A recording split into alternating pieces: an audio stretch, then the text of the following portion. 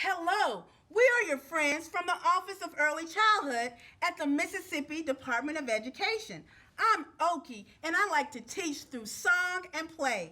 I'm Candace. I like to pop in and help make activities easier. I'm Marissa, and I like to make learning fun. And this is the Mockingbird. He's going to come and tweet us through every lesson, and he's our state bird. And I'm Lemuel, and I love creating cool things with lots of fun stuff. Welcome, welcome, friends today, friends that are here and far away. We will learn through meaningful play about our theme and question of the day. Welcome, welcome, friends today, friends that are here and far away.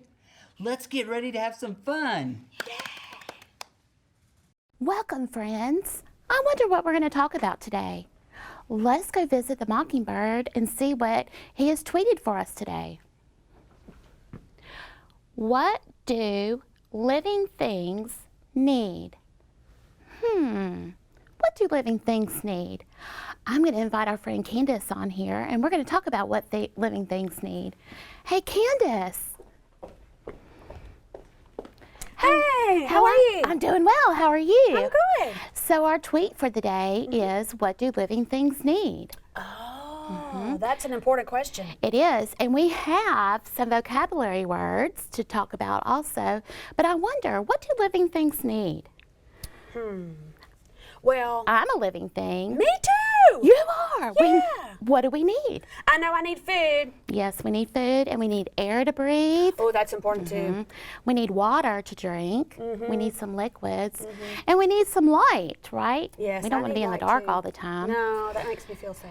So the words behind us are nest and hatch. Nest is a place where a bird or an animal keeps for his house, right? And keeps his eggs safe. Oh, we do need a house. That's important too. Yes, we do. And the word hatch is when an animal emerges from the egg. He comes out of the egg. And I know that you like to share with us some Spanish and sign language. So I'm ready. Okay, so our word in Spanish for nest is nido. Nido. Very good. Let's do it one more time. Nido.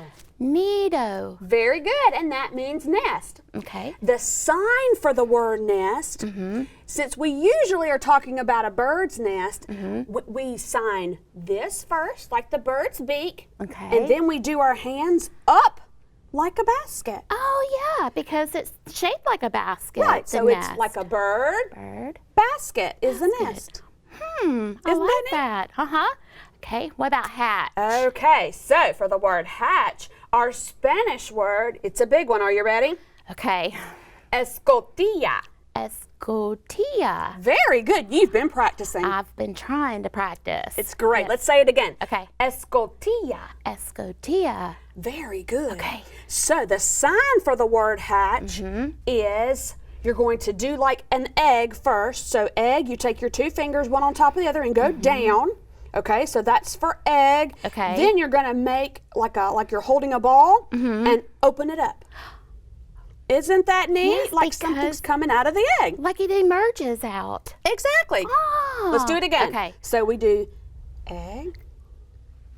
Isn't that neat? Yes, it is so neat. Candace, thank you so much. You know, we have a good friend, Corey, from the Natural Science Museum, and I think he has some things to talk about today. Wow. I bet he has an animal. Wonder what kind of animal he has. Ooh, we'll have to wait and see. Can we welcome Corey? Sure. Will you help introduce him? Sure. So we're going to welcome Corey Wright, and Candace, I know you'll come back and join us later. I will. Okay. Bye. Bye, Candace. Hey, Corey. How are you today? How are you today? I'm doing well, thank you. So Candace and I, we were talking about what do living things need. And we discovered that we, of course, are living things, and we need water and air and food and a place, shelter, right? So I noticed you have a box over there? I do. It looks like a mystery. It could be a mystery. I wonder what you have in there. It's something neat. Will you share with us? She's fluffy and neat and... Fluffy. What could be fluffy? Do you guys know? A puppy's fluffy, or They a kitten. are. They can be. Uh-huh. But a raccoon can be too. Ooh, I hope you didn't bring a raccoon today. No, it's not even a mammal. It's not. It is not. And are you guys ready to see what it is? It's a living thing, that's for sure. What is that? Wow. Can I move this over to the side? Yeah. Corey, that's an owl. It is. And she is not a baby. She's fully grown. She's an eastern screech-owl. And her name is Ghost. Ghost? Yeah, the museum acquired her because she was injured. She was hit by a car. So she's in our possession now. This is a bird of prey, so they eat meat. That owl eats meat? It loves to eat meat, not chicken nuggets, right? Oh, I eat meat, but I eat chicken nuggets. Uh-huh. This owl The owl's loves looking to at eat me. mice and rats, Mice and rats? or small mammals. How does it get a mouse? Well, if you look at her feet, she has razor sharp talons. And she has a razor sharp beak, designed for biting and holding on and even piercing things. Oh, so I know one of our vocabulary words is nest. Can you help me understand how an owl makes a habitat for itself and keeps itself safe? Well, generally, they'll live in tree cavities or like my hiding box. They love closed areas. They will sometimes steal a nest or borrow a nest. So like when a bird's already done with the nest, this owl can go and use it again. Right. Now you said a cavity.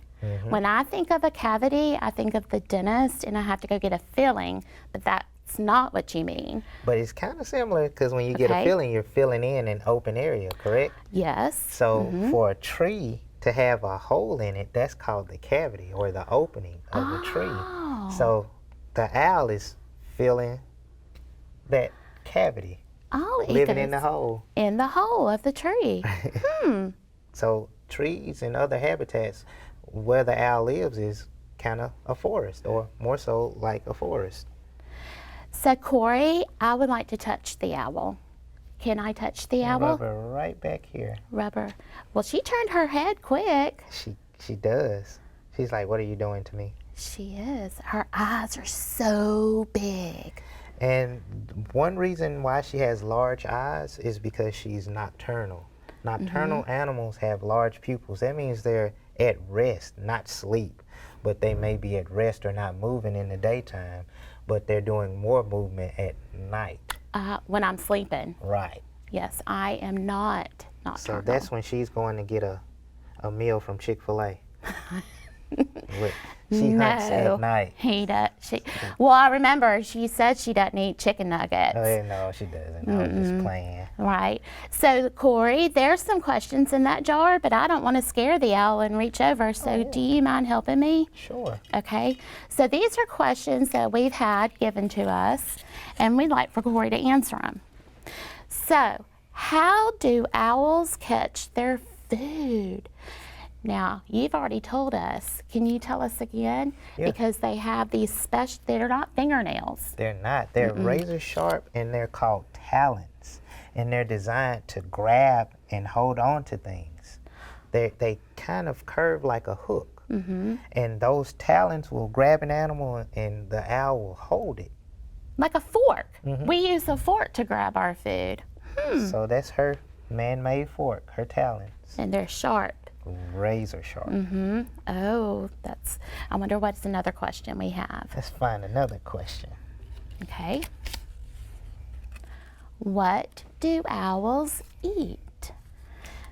Well, owls love to eat small mammals. A good example is a a shrew or a small mouse, small rodents. They can't digest fur and bone, so what they do is they cough it back up in a pellet called an owl pellet. And I have an example of that as well. This is an owl pellet, and the cool thing about an owl pellet is this is how it looks when they cough it up. Not this big, but this is from a great horned owl, but this is what's inside of the pellet. So these are different mammals that you find in an owl, a rodent, a mole, or something to that nature.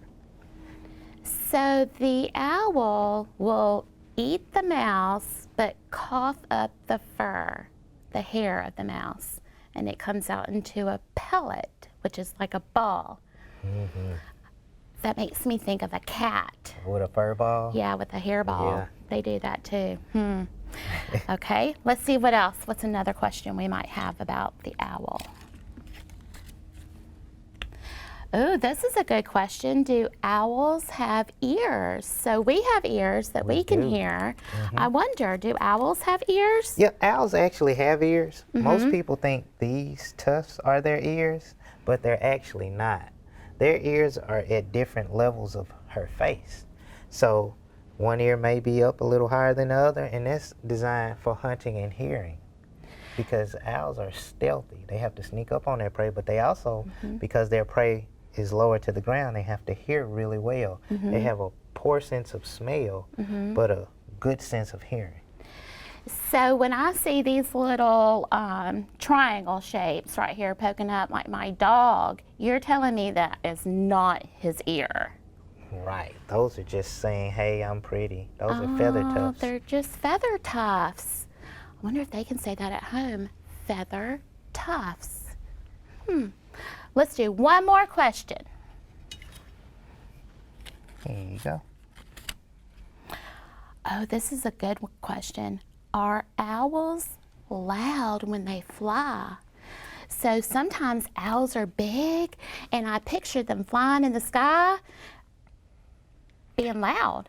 Well, actually, they go against the wind current, so they have to be stealthy, so they don't want to make a lot of noise when they're flying. So basically, you can't hear an owl flapping their wings. You don't hear that whoosh sound or that whoosh sound. So they actually don't make a sound. They have primary and secondary feathers for that. So when they have to be quiet because the rodents that they get are outside and they have to sneak upon them, right? Right.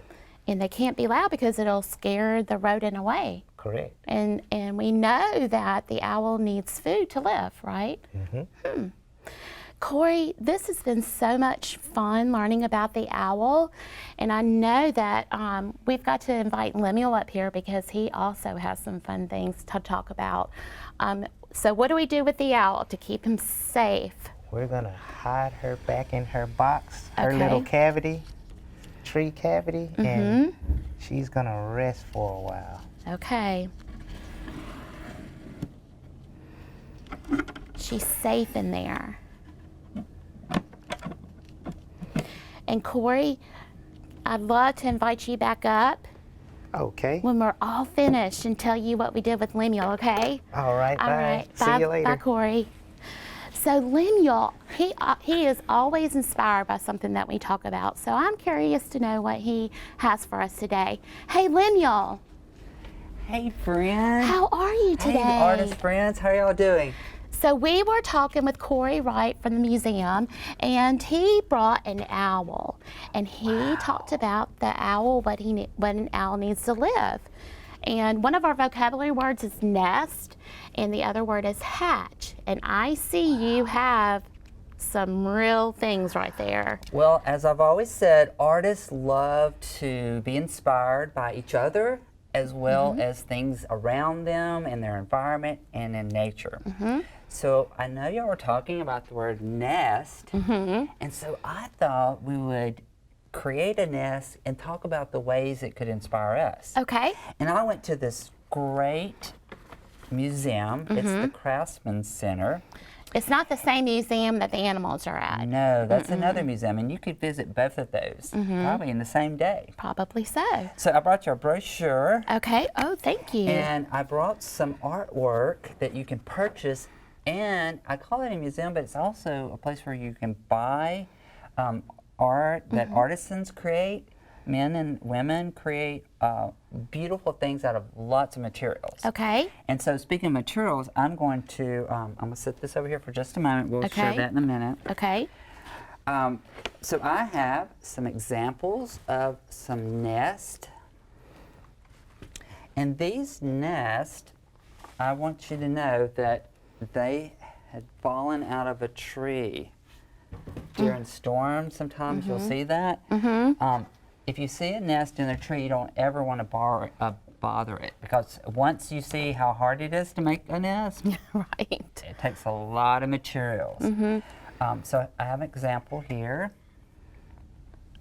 And you can see how it's kind of circular and round. And you have, this looks like little straw and roots, and then you have some bigger pieces of straw and grass. It's like the bird is an artist making a nest. It is. And this one, this bird used dirt to kind of hold the pieces together. But again, you see it creates like a little bowl or a little basket, a little container. So the bird needs to create a place for to lay its eggs and to grow. And here's another one. And you can kind of see that. And it's all crisscross. And we're talking about different kinds of lines. We have straight lines and we have curved lines. And you can see the curved lines that's right here. And I'm gonna have you help those. Yes. That's our vocabulary. So I'm going to put this over here to the side, and we're going to use that as our inspiration. And I went out, now we have our traditional art tools over here that you could draw your nest yourself. Okay. I went out and actually gathered some things in nature that a bird would use. And I Okay. did some research. I went to the library, I looked online and found all kinds of cool things. And then I have some materials that, just craft materials that you could create and make. So this is paper. This is some different colors of construction paper that I shredded. Oh, yes. Or you could use your scissors and cut your own. And so I have all kinds of things. So a bird uses, you know, we use our hands. Yes. And our friend Candace, I'm going to ask her to come back because she creates too. She does. And we're going to talk about how a bird creates the nest. Uh-huh. And she's going to talk about that. So you want to call Candace up here? Yes, Candace. Oh, I wonder what she has for us today. Great. Friends, Hello, Hey, Candace what again. beautiful nests. So let's talk a little bit more about the nest. Okay, so what the bird does goes and gathers all these materials. And they kind of put them together and weave them and tuck them. And you could see how it's all sticking out. And so, Well, I heard you say that artisans are inspired by things they see in nature. And I'm a knitter. And so the things that I make are inspired as well. And it reminds me, when I knit, it reminds me of the woven pieces like in the nest. See how it looks woven in and out, up and down? it looks like that. Look, it's the Similar same to the circular. nest. Isn't that neat? Yes. Now, I'm not a bird, I don't have a beak, and I don't have the skills to build a nest, but I do have tools. What kind of tools do you use? The tools that I use look like this. I have knitting needles. Do you think birds use needles? No, their tools are their beak, and they probably use their feet, their claws. Oh, okay. And you use your hands and do. some other tools. And my needles, yeah. Isn't So that cool? how do you take this yarn and make it stick together? So there are different ways to do it, but one of the ways that I do is, and I'll just show you, I do it around like this, Wait, come over and closer so we bring can it see. through. Are you ready? Poke it through, bring it around, and bring it through.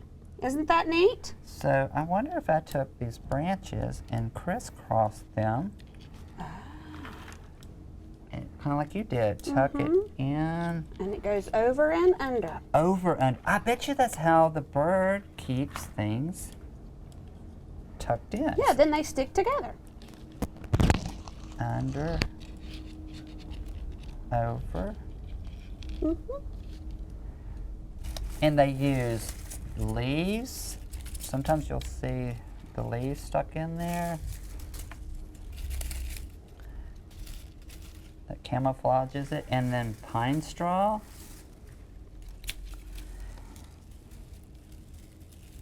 I wonder how they make this stick together. I don't know, but they sure do. They probably tuck it in like that. Well, you made it stick together. You just wrapped it underneath said it. Uh-huh. Ah.